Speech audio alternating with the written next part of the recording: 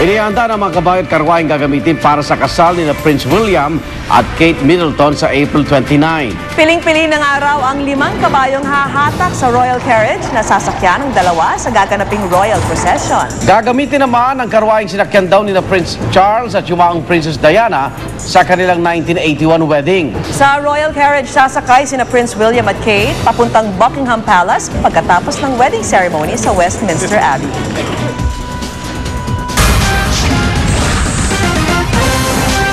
Sa showbiz saksi, may namumuungabang alitan sa pagitan ng teen pop star na si Justin Bieber at Twilight star na si Robert Pattinson. Usap-usapan ngayon sa mga Hollywood vlog kung paano umano sinabi ni Justin na tinuruan siya ni Robert kung paano makipagkilala sa mga babae sa isang party.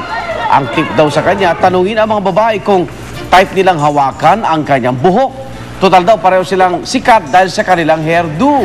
Pero itinanggi ng Twilight star na nagkausap sila ng Canadian singer ni hindi pa nga raw niya ito nakakaharap ng personal. Dagdag pa raw ni Robert, bakit kailangan gamitin ni Justin ang kanyang pangalan gayong sikat na naman daw ito?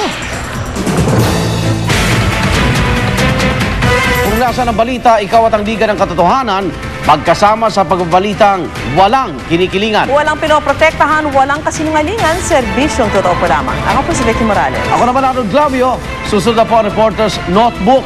Hanggang bukas, sama-sama tayong magiging saksi.